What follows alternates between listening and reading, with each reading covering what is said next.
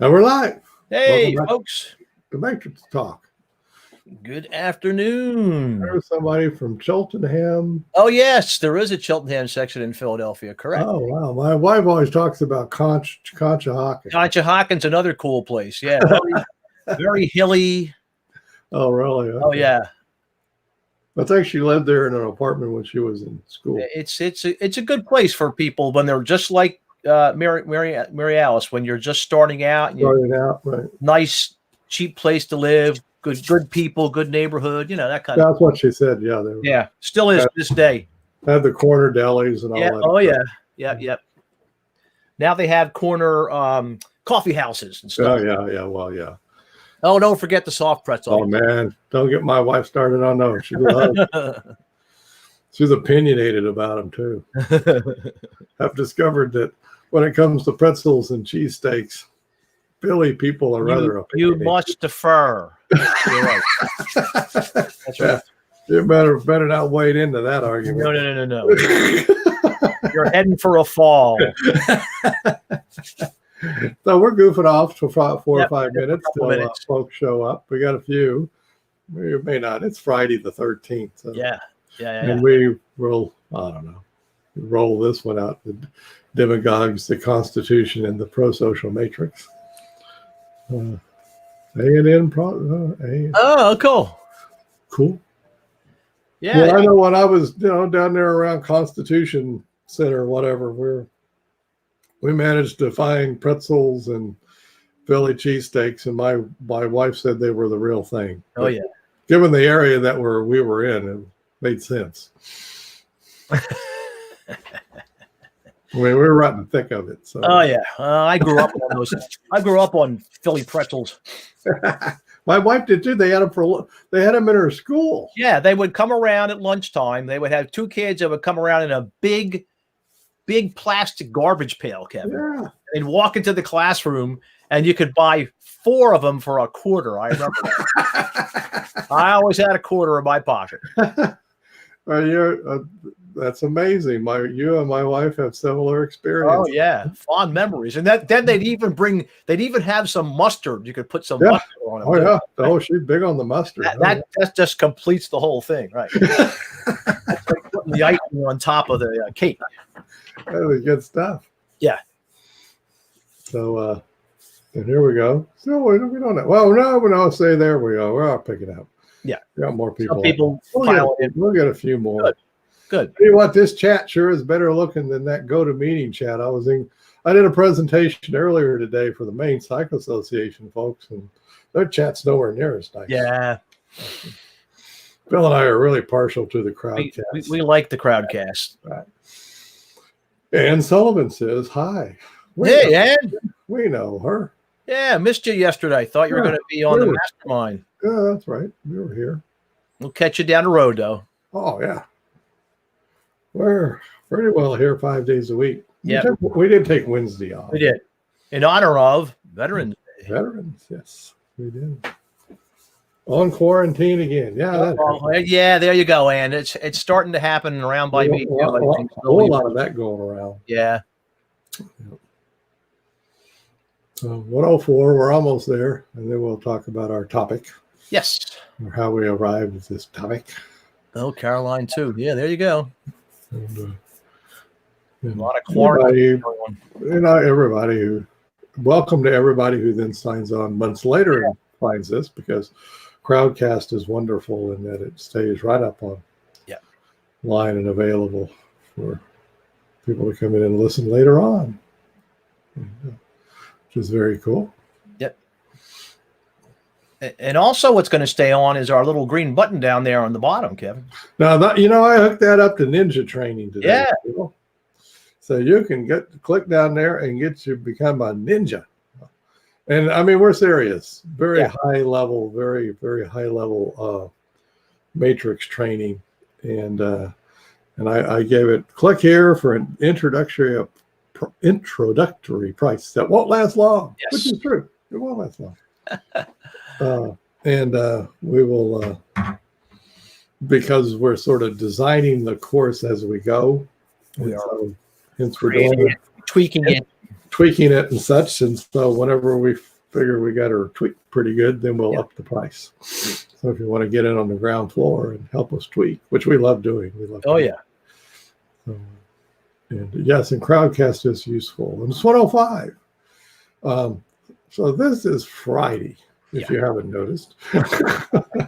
And Friday makes it Advanced Day here in Phil and Kevin's Matrix Talk land. Hey, and get it. You can get it too. Oh yeah, right. Matrix Talk land. You don't have to be a ninja to get a Matrix Talk.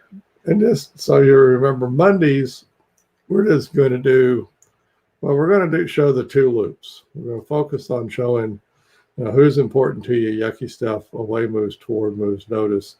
Then we switch to pro-social, shared purposes, yucky stuff, away moves, toward moves, notice again. And we might jump over a little bit into sorting, but for the most part, no. But on Wednesday, here comes sorting. Yeah, here we go. We're going to invite people to sort stuff into that. Yes.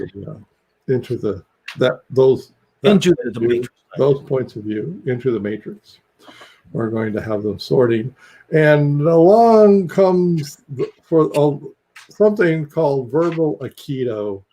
Then it comes along for the ride with that sorting. Okay, and so when you ask people, oh, where might you put that? We invite on the matrix. You're telling me a story about X. Where might you put X? Up there. Or you called me a no good so and so. Yeah. Isn't that interesting? Oh, yeah. Where would you put? Yeah. Where would those words go up there? Those words go up there on the matrix. And that's the verbal aikido. Yeah, that's our right. Instead of me sitting there getting hooked and feeling horrible and getting totally inflexible. Yep. I'm going to stay loose. And that's, take the words, flip them. Just flip them and spin them right into the matrix. And that we use as our symbol on our ninja courses. Phil knows the name of the move where the lady's flipping the guy. Oh yeah, that's a probably Kotagashi, something like that. It depends. Whatever. It looks really cool. Yeah, it looks really cool. So, but you're sort of doing it, but instead of with a person, you're doing it with words. You're helping people to land in gently. Well, you're helping their words to land gently as well. You're helping people take their words, and so their words then get into a space of psychological flexibility and workability.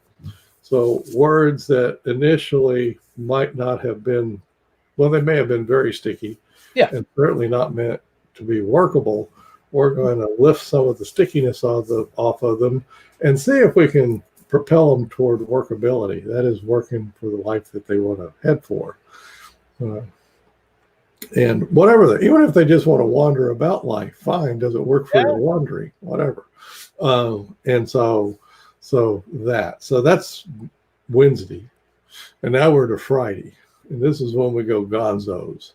We go advanced. Wide-ranging subjects. Wide-ranging subjects. Deep dives into right, and how we might do things. So for some reason in recent history, and I'm saying this with my tongue firmly planted in my cheek, the word demagogue has been showing up. Phil and I noticed. Vocabulary. It's been showing up for about 5 years now.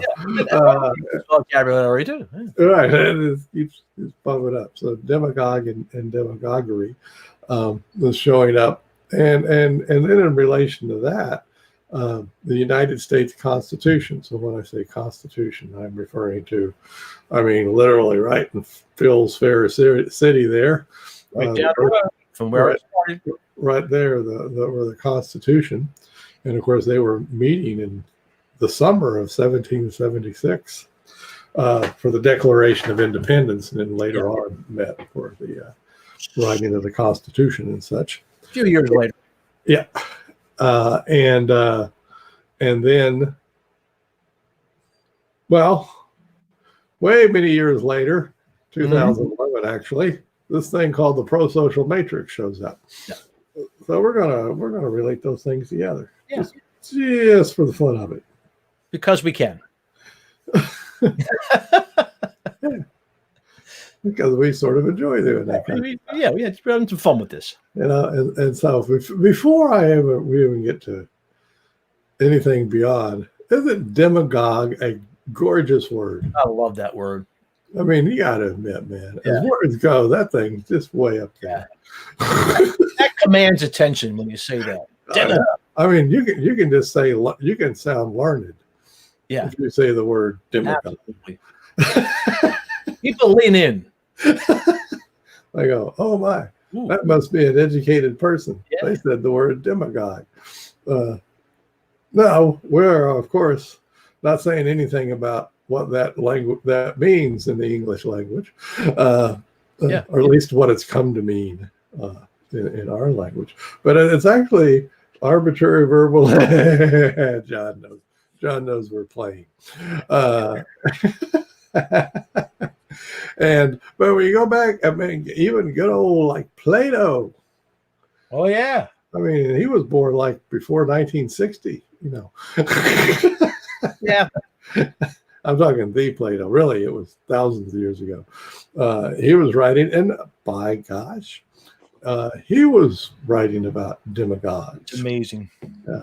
Demagogues, and so why in the world would Plato be interested in such things? Where would we come through? And then later, you know, the Aristotles and stuff of the world continued to be concerned with this word demagogue, and it was actually describing a people, right? And why were they interested in it? Well, they were, if you remember, the ancient Greeks were playing around with democracy. Yeah, just a little bit. Just a little bit. And another way of saying democracy is rule of the people. Right. Right. That's so instead of a monarch, you know, king, queen, whatever. Nope. Flip it around. Let the people vote. Let the people spread that sucker out a little bit. Spread that sucker out. Let the people manage themselves. And by the way, Plato basically said you're a bunch of damn fools for doing that. Au contraire. Yeah, au contraire. And I'm really going to be very, I'm going to use my folksy way of saying it. He said, you're damn fools for doing that. Yeah, really. Because the demagogue's going to show up and bust up the works. You're just asking for some rabble-rouser to come in here and just muck it all up. Yeah, you're just creating fertile fields for such things. Okay. And he's been proven right more than once, too. He had a few thoughts that turned out okay. He was right. So basically, when you... so a demagogue is somebody who now knows how to whip up the mob. Yes. Okay. Yeah. So whenever you get to mob rule and the people got the pitchforks and torches and they go burn the city. Yeah. And then you say, okay, great, you burned the city. Now what? So they basically go, where's the next city? Yeah, next. We're gonna go burn another one. They're like, well, that's not really a very good way. Right. So you're going, well, that's not a very good system of government. Good, mobbing from one place to the next. It has its limitations. As they and so you get into this. This is thousands of years of stuff, but really that's it, folks, is that you give people the rule, and then there's always going to be this element of the folks who want to haul off. So let's matricize that. Let's do that.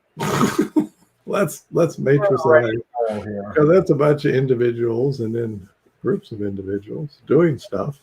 And so here we go. Remember and we only in Fridays, we just go really fast. Yeah, we're gonna go. So the lower right is who's important to you. With the first loop. And you can say what's important to you. And over on the left is yucky stuff showing up, like fear and anger and disgust. Are those three pretty good ones, Phil? Oh, that's a great start. Yeah, fear. Fear and Anybody think of any other stuff that might show up inside of the mob? hatred. What's that? Hatred. Or hate. Hatred's a good one. There we go. There. All right, so I got that. Phil added hatred. What else might show up over there? You got one? Remember, we're talking to folks with the pitchforks and the torches. They got their pitchfork in their hand. They lit up the torch. They're wandering around with stuff showing up in them. Look at that. People report lower right. Scary. Okay. But we were talking about the left. What kind of stuff shows up, right? So you got that kind of stuff showing up inside of folks, and it's going to show up.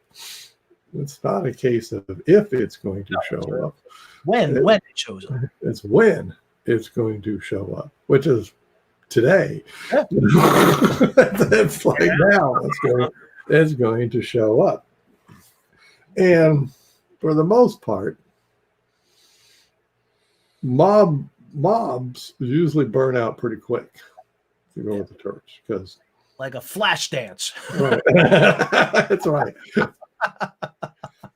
There goes the thing in the train station, and then they go, and then they're all gone. People wander off and start doing. Right. So whipping up the mob is one thing, but what the demagogue does, then you have this individual who is, however you want to put it, skilled at leading the mob. Yeah. And that's the demagogue. So let's do this. Let's just put that demagogue right at the top of it. All right. They're right up there. There he is. They know how to talk to those lower left things really well. They're speaking to the now, I'm not going to say they don't also talk to the lower right. Oh yeah. But their bread and butter, boy, is whipping up that lower left stuff. Yep. Okay. And there's many famous ones, but the most famous, beyond some current ones, but I will go back and pick on one. We tend to be careful about how we pick on even historical figures, but let's pick on Hitler. Well, we'll go ahead and pick on him. He's fair game, I think. He was good. And not only that, he practiced at his demagoguery. Oh, yeah. He literally practiced his speeches and stuff to how to whip people, how to whip the mob up into a frenzy. And he would literally practice doing it. So, and if you'll notice his speeches, he starts by speaking slowly and in a slow cadence. And then over time, he builds that cadence up and up and up and up and up and up. And then he's talking really fast and he's pounding his fist. And that was very designed, folks. He practiced that. So he's a famous one. And oh my, look what happened. Really, really bad stuff happened. There's others in the United States. Another one, and I mean, he probably would have admitted to it, was Huey Long. Yeah, Huey Long, right. He would have said, hell yeah, I'm a Democrat. Yeah. I'm proud of it. Yeah, proud of it. Yeah, proud of it, right. He was at least a governor from Louisiana. Yes, he was. And other things. Other things. Dog catcher on up, probably. But, yeah. But another famous demagogue who knew how to whip up the masses. And when it comes to whipping up the masses, all throughout history, there is no necessity to have any contact with the truth whatsoever. None. Nope. That's not part of the deal. You don't need that. The idea is that you're letting words and gestures come out of your mouth, and then you're watching for the effect of those. Response from the people. The response from people. And so if you're total, and the best way to be a demagogue is to be free from any truthfulness. Free from constraints. you have no constraints, right? You just spout words and watch for the best response. See what sticks. Right. You see what sticks, right? And you see what whips them into a Yeah. frenzy, right? And so so there's at any given time, there's a number of people in a democracy that are susceptible to people who are good at that. Yeah. Who are good at being demagogues, and speaking things to whip up the masses, and then basically now the hallmark of all demagogues is then to get their own power. That's it. That's it. So they get power, and that's the problem with them in a democracy. They will gain power, destroy the democracy, and then die, leaving scorched earth in their path. In the path, there's nothing left, and they don't care because it was only about their power. And this, folks, is exactly what Plato and Aristotle and many others years and years and years ago. That they've been talking about this for a long, long time. And so from a matrix point of view, so you got these people. Any of us got fear and anger and junk going on inside of it at any particular time. Around with it. And we might go to a speech or flick on the TV set, and boom, somebody's talking to us. and from this political science look at things, and Phil put the demagogue at the top of the matrix. So they're wah. They're sending the messages. Images. 5 sensors are going down into side of you. Down here. And then they're going to talk a little bit about who's, we're important and blah, blah, blah, blah, blah. But the main thing is, the barbarians are coming to get you. We're at the gates. Follow me so we can defeat them. At the gates. Follow me. And that's the basic kind of message. That's it. You should be afraid. There's all kinds of reasons for you to be afraid. And only listen to me. And only by listening to me and following me will that lead you out of this mess. And folks, this is not a new dance. No, that's a playbook that's thousands of years old. Thousands of years old. Well, probably as old as people started trying to come up with democracies. Right. And try them out. Because they immediately noted that pattern. Oh, they go back and I could do something with this. I could do something with democracy stuff. Yeah. Right. And so along comes the United States. Along comes Jefferson and Adams, and Madison and Washington, Hamilton. There's a show about him. Yeah, there you go. You should go see it. It's very popular. When it comes back. and these guys are well read, Oh, they're scholars. Yeah. And they've been reading Plato and Aristotle and all that good stuff. They've been reading about it, and they liked and of course they were under oppression from the king. Great number in Hamilton about the king. King George. But anyway, we don't like you, King George. We don't like that monarchy. We want to establish here it comes, democracy. Rule of the people versus rule of the monarch. Okay, here we go. Well, those guys had read. They were, Oh, yeah. Remember that Plato guy back there? Remember what Plato had to say about this stuff. He kind of was warning us about this stuff. If you go into the Federalist Papers and read through their stuff, you'll see they were quite aware of that stuff. They knew the danger. Why they were writing them. They wanted people to know. Yeah, and we're proposing this system of government, this new thing of doing it, but we're staring straight in the face of a demagogue was going to show up and bust up the works. So now the Constitution was written for lots of things, but it's guardrails of democracy. And part of when you hear about our three branches of government being checks and balances on each other, it was checks and balances on demagoguery. Someone taking over at the head of mob rule and busting the whole thing up. So much of what they were up to was that, especially the checks and balances and stuff. So that's where the Constitution comes in. So now you're looking at a constitutional document that's really putting guardrails on the democracy to protect us against demagogues that they know are going to show up. Yeah. It was inevitable. They were wise enough to realize that demagoguery was always going to be around. Right.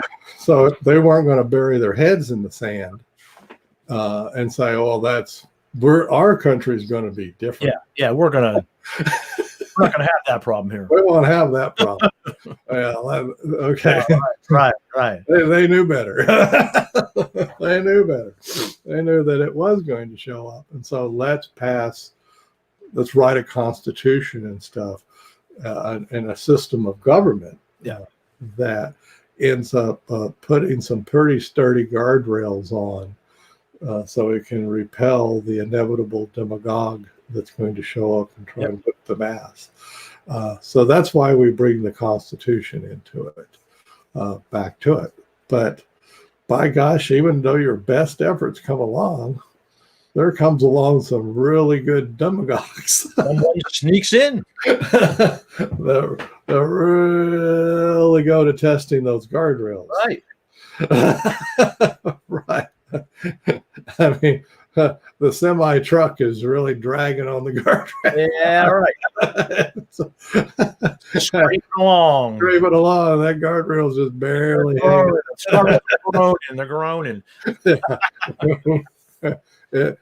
You can hear its pain. Yeah.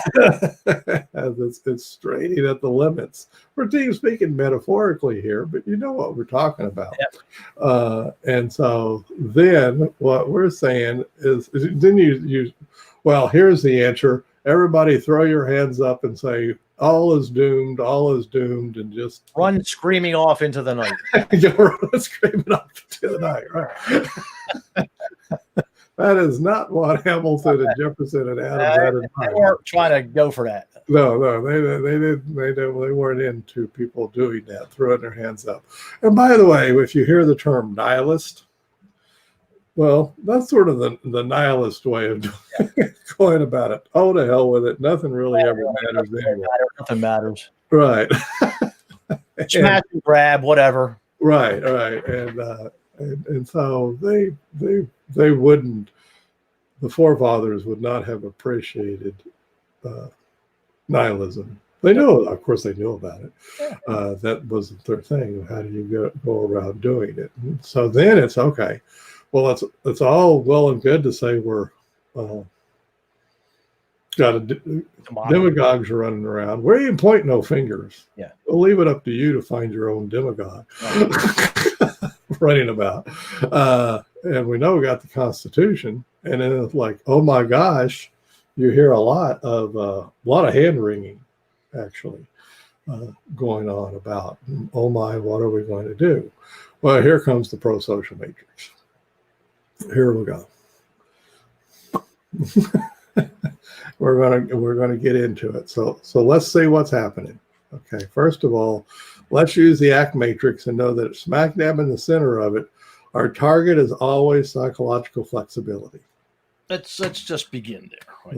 That's it. So first loop, our target is psychological flexibility. That is the ability to have a feel for what you need to do in the moment to move you toward wherever you want to go with your life. Okay.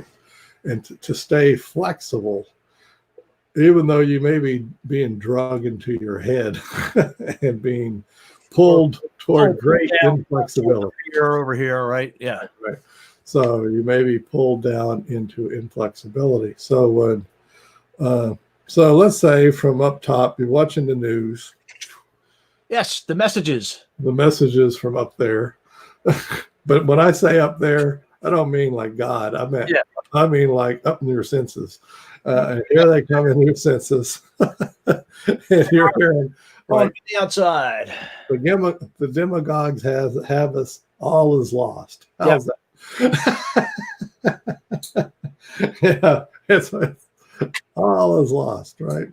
And so what shows up inside of you when you see that kind of stuff? Somebody type in. Yeah, give us a response. They breached the gates. Yeah. All is lost. You're climbing over the wall. And what shows up inside of you when you hear that kind of those messages? And those messages are around. Believe me. 24/7. They may not be exactly explicit, but that's They have that function, don't they? they have that function to them. They have that air about them. Nobody knows. Nobody knows what shows up inside of you when you hear the doom stuff showing up. Interesting. Wow. Yeah. Apparently they don't feel nothing. Yeah. It could be Finally, it could be God just came in with fear. Anybody else feel something else showing up when you hear those messages?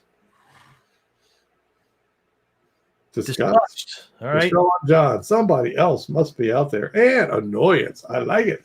I like annoyed. Disgust. Anxiety shows up too. Oh no. And another A. How about another A? Despair. And very nice word. Despair shows up. Yes. Right. Yeah, there's anger. Okay, there's the anger. That's us. And frustration too. Yeah, okay, got So that. now, heck, back. What was our list from Mob Rule? Oh, well, gee, let's go over here. Hold on. We have technology here, folks. We have the technology. Oh, wow, look at that. That's That's pretty all close. thing.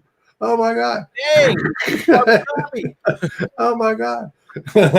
We're heading toward the mob, right? Because we're humans. Yep. So, okay. So from the ACT point of view, we're going to notice this inflexibility, these hooks. We'll oftentimes call them hooks. Yeah. We'll notice these hooks showing up, and we're going to add flexibility back onto them. That's the trick. Right. The trick is to, instead of heading off into fear and let's follow some other demagogue and get ourselves in a real pickle. That's instead. Frying pan into the fire. And Phil and I think very consistent with what the forefathers would have wanted was to step back and add a little flexibility onto that stuff. Right. Okay. And so now and in this case, when I said pro-social matrix, I was really meaning both loops. Yeah. So now we're going to hit the second loop. And so we know that we need to add flexibility to sticky messages coming at us, or doom and gloom messages coming at us. Yep. So we need to add flexibility to that.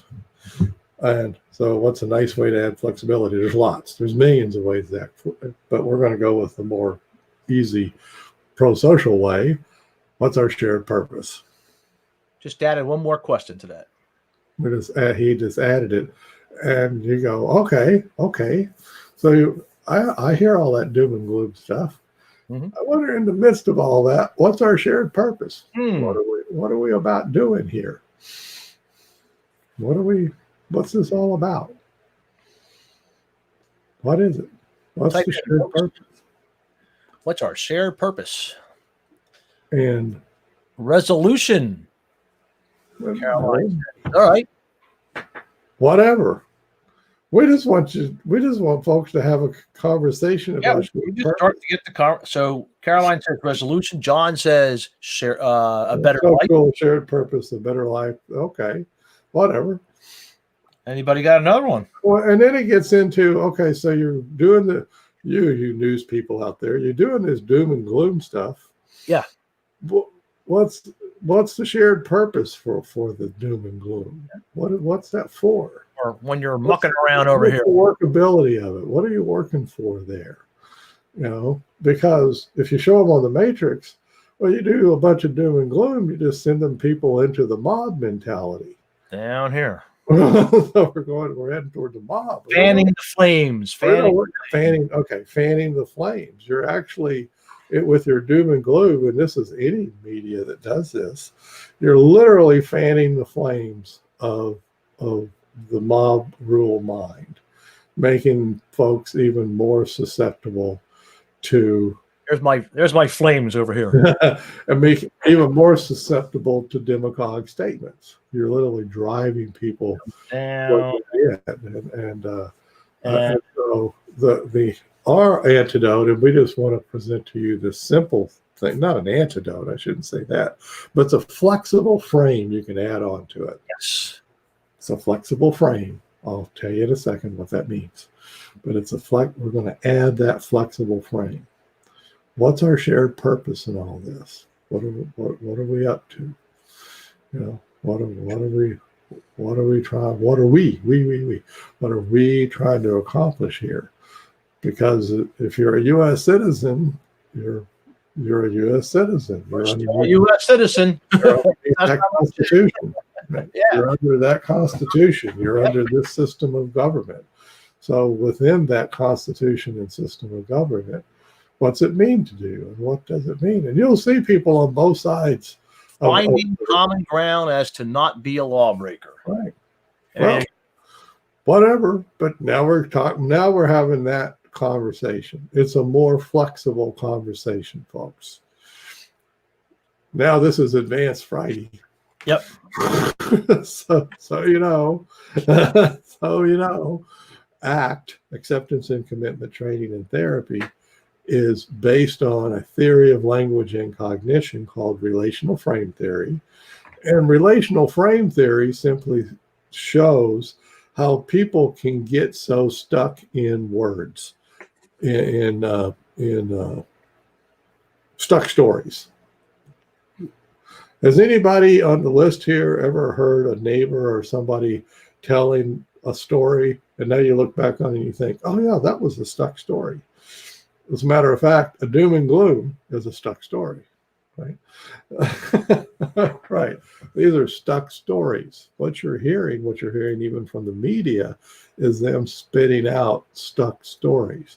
Well, relational frame theory just shows an intricate mathematical detail that will just set your hair on fire.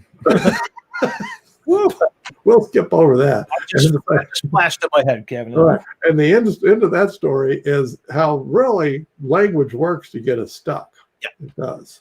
So acceptance and commitment training and therapy stuff, and including the ACT and pro-social matrix, are really about adding, but remember it said frames, relational frame theory. So what that means is you take a frame and add it to a word or a story. You take a new frame and add it. So when you say, what's our shared purpose, you just added the what's our shared purpose frame to the stickiness. That's what I mean by it. You added a flexible frame. And that's explicitly what we're doing with that. And it is more flexible. And so now it starts looking like that on a diagram. Right. And you're adding this flexibility. Up and we're adding the question to it. And it's going to work most of the time. Okay. Am I saying there's nothing 100% in life? And when it comes to language, there's certainly not anything perfect, or it's not like gravity, However, is it going to work one heck of a lot of the time? That is to add flexibility to the conversation. Yeah. It's certainly worth a try. Right. So it's not very often that we would give you a prescription, but that would be our prescription. That would be it. Yeah. Workability prescription is what it is. What's our shared purpose, and how's what's going on now propelling us toward that shared purpose? It's working for us. You do. Now, but go back to our demagoguery and Constitution talk. Remember, our Constitution was written to put guardrails on demagoguery. That's so that a demagogue would not come up, rise up to power, destroy the whole damn thing, and then walk away. They didn't want that to happen. Demagogues would show up, yes, but you put guardrails in and things in so that finally they go away and the democracy holds. Right. That's what they're looking at. So really, when you talk Constitution of the United States, it is in part explicitly written as a demagoguery shield. Yeah. Demagoguery constraining device. It's like it's a constraint on demagoguery and demagogues. Literally, and Phil's in the freaking Constitution City, you know. Yeah, right. You can go down and read it yourself. I mean, I'm not saying that's the only thing in the Constitution, but at all. But it's absolutely guaranteed part of it. Right. It's a very workable part of the Constitution. Right. It's proven its mettle time and time again over the years. So when you have this discussion, you can have the demagogue discussion. Right. You can, because part of the shared purpose in the United States is to not let a demagogue take control and bust up the democracy. Get the upper hand. Yeah. And bust it up. Well, they're going to, as I say, they're going to show up. They come and they go. And they go, right. Their task was to try and create a system of government that would withhold it. We not learned the guardrails have been a bit more, can be less. Yes, that's in the face, you know, and everything is contextual, right? Yeah. So in the context of.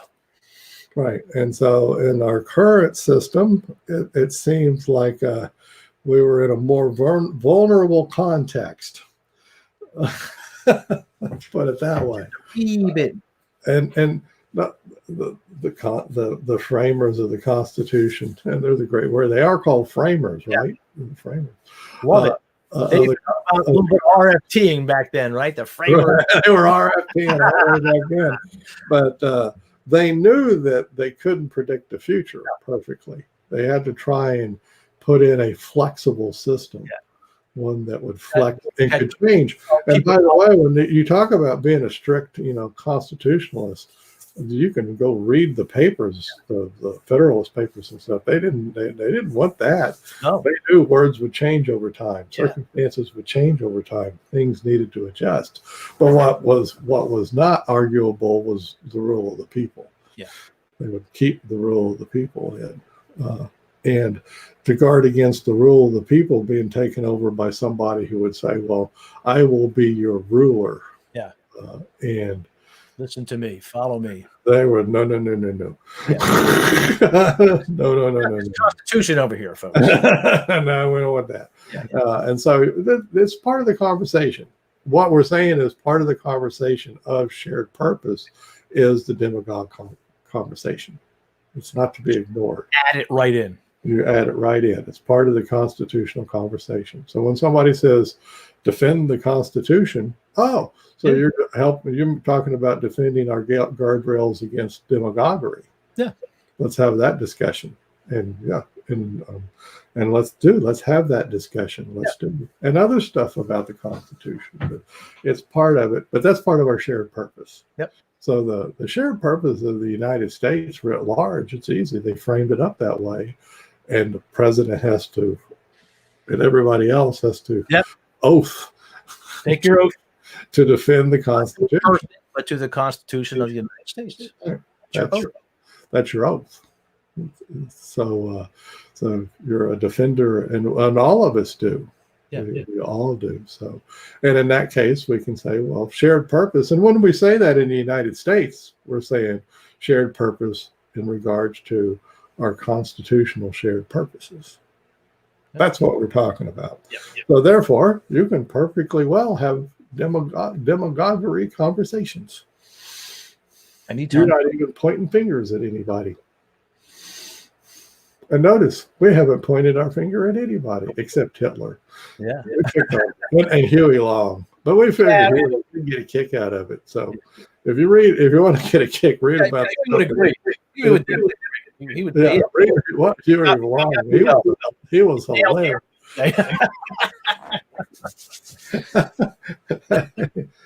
Oh wow, this is so timely. Oh well, good. We're glad you found it timely. But, we discuss these kinds of things, folks. This is advanced. And look, but you see, it's a shared purpose. So But anytime, if you ask who's important to you, that's adding flexibility into the moment. Automatically. Automatic. No matter what. What's our shared purpose? Right. I'm inviting you into a conversation. Now we can agree to disagree on shared purposes. Yeah. That's fine. But now we're having a shared purpose discussion. Yeah. And Discussion could be is the shared purpose. You're having a discussion. That's Right. our purpose right now. it's built so we have discussions. We don't have to agree on everything, Mhm. but we are here to have discussions about everything. And that's part of the democratic process. That's part of what we do. And that's what we need to do. So, but we want to do this to clarify that the demagoguery Constitution pro-social matrix connection was that the Constitution in part was written as a demagoguery defense. Yes. And if you go back, it's fun to read. It's like you would swear they were writing Gosh. It is like, yeah, wow. Guys over our shoulders or what? Like yeah, right. You want? Did you come back to life or something? What happened? Right. It also gives you the thing that that humans haven't changed what that's what I was going to say. There it is. we think we're so modern. Doing the same darn thing we were doing way back when they were trying to. We're doing the same stuff. Same darn stuff. Actually, and just as a point, though, I will say, those people that wrote Madison and Jefferson and Hamilton, they were smart, man. They were. I mean, they had major disagreements and they had to do some compromises that have been tough and all of that. But on this thing of what they set up and what they set it up to work in the face of, that's pretty darn smart. Pretty cool. And hopefully it holds. Yep. But I think it'll hold really well if we all get on our soapboxes. Yeah. We got this from a mastermind call the other day. Right. Because there's one of the guys in our mastermind. Yeah, Tuesday.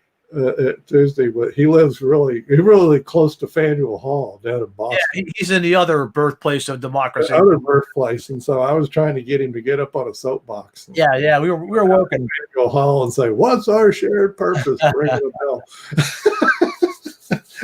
So toward that end, if like everybody can get on their soapbox and say, "What's our shared purpose?" And just have the discussion. But you can say, oh, by the way, from the United States Constitution point of view, what's our shared purpose? Because that's the shared document. There's no. Caroline says not everyone will know what a soapbox is. Hey, you can Google that. Come on, you can name it on your phone. Google soapbox. Doesn't matter. Now, get up on a ladder. Get up on a chair. Whether you can find one or not, I have no. You may have to go to an antique store to get it. So, I got one downstairs. Shared megaphone. There you go. Megaphone, right? But what it is was the soap came in boxes, and it was only a foot or so tall, so it wasn't so dangerous to get up on top of. And it was easy to carry, so they would go into the square, sit down their soapbox, stand up on top of it, and then do their oration stuff. Trying to get elected, vote for me, kind of stuff. Yeah. But that's what it means, getting up on your soapbox. But this way you can tweet it, you can Facebook it, you can do crowdcasts on it. You can put it into YouTube like we did a couple of months ago. Right. You can YouTube it. You can do whatever. But it's a nice way to flex conversations with anybody. Doesn't mean you'll always have a perfectly civil conversation. That it wouldn't get heated. But heated, you ought to see the forefathers. Right. They got heated, let me tell you. However, in the end, it's about shared purpose. But at least now you're arguing about shared purpose. Right. It's a different argument. then let's get the pitchforks and Yeah. torches out and go burn something. Something that's going to help move forward. Right, and it's moving forward. So you go from the doom and gloom to, okay, what can we do to move forward here? Strangely, antithetically to Plato, I should say, is you go register more voters and get more people involved in the process. And of course, here comes Plato going, "You're crazy." Really? Process. What are you talking about? You're just going to add more pitchforks to the whole thing. Right. But then you go, no. Our guys, they wrote a constitution, and we're going to make sure those guardrails hold. So we're going to have plenty of people voting, and we're going to get in and talk about the process. Exactly. Get along to move forward, like Georgia, and then like Georgia, exactly. So we get into present stuff. So that's the kind of stuff you do. You just take an active role. That's it. You get stuff done. But part of it is what's the shared purpose. And by the way, Stacey Abrams down in Georgia is entirely consistent with the Constitution, which is democracy. And in a democracy, you want everybody voting. So what does she do? Get more people registered to vote. That's of all stripes, everybody. Yeah. Just go I think something to the tune of she's personally responsible, some people say, for up to 800,000 people that she got registered. They're not even all Democrats. Oh, just register them to vote. Get more people participating. It's the Constitution, folks. Right. So sort of the idea of the Constitution is you can get all those people participating because the guardrails that we have in our system of checks and balances will work, and the system will work. Without the guardrails, folks, it won't work. Plato's right. It won't. It'll get busted up by a demagogue. It becomes mob rule then. Mob rule, right? A demagogue will spot the mob. They're always there. They're always hanging around. They'll spot the mob, get up in front of it, rally it up, and go burn things down. Destroy. And destroy it. Happened throughout history. Not new. So what you see going on maybe recently is not new. That's the thing to learn about this. It's not new. The forefathers were very aware of it. They knew. It was happening back in their time too. Well, our saying is our new thing is, hey, we got a really nifty way of adding flexibility to hold this conversation. Oh, what's that, you say? Yeah. I'll ask, what's our shared purpose? Yeah. And the cool thing about that question is anybody can ask it. Kindergarten kid can ask it. Exactly. 105-year-old can ask it. Right. Everybody can ask it. Everybody can ask the question, what's our shared purpose? And people go, what's shared purpose? Well, you can explain what shared purpose is. Yeah. But Phil and I are very quick not to forget. Maybe it's because Phil's in Philly. But when we discuss it here as a culture in the United States, it really refers back to the Constitution. Right. And that was another use of the Constitution, was that we would have this shared document to refer back to. And then that becomes our workability. So is what we're doing working to uphold and do the stuff This Constitution? That becomes the workability question. Right. So we'll go do that, no matter what. We'll just keep asking that question. And you could do that too, if you want. That's what Phil and I are going to do. We'll be back on Monday. Yes. Guess what? First, we're going to ask who's important to you. Then we're going to go around a loop. Then we're going to come back around and we're going to say, hey, what's our shared purpose? And we're going to do it again. That's what we're going to do it again. Yeah. So that's what we do. But we really do. However you get about doing it, please go ask people what. Yeah, this is a really important question to be asking, especially now that things are beginning to settle down. Now what? That's kind of like this is the now what, right? Now what do we do? Let's do that. Let's do that question. Yeah. So everybody have a fantabulous weekend. sign up for Matrix Ninja training. Ninja training. Don't worry, we'll bring you through beginning first. Yep. Start at the beginning. Take you all the way up. Step 1. Take you all the way to Ninja. And but it starts with who's important, in case you wanted to know. And that's what we do. That's it. Oh, and happy Friday the 13th. Yeah, how about that? We pulled this one off on Friday the 13th. We did it. Okay. Click that button, do that stuff. Have a blast. We'll see you on Monday. Be safe, everyone. Bye-bye.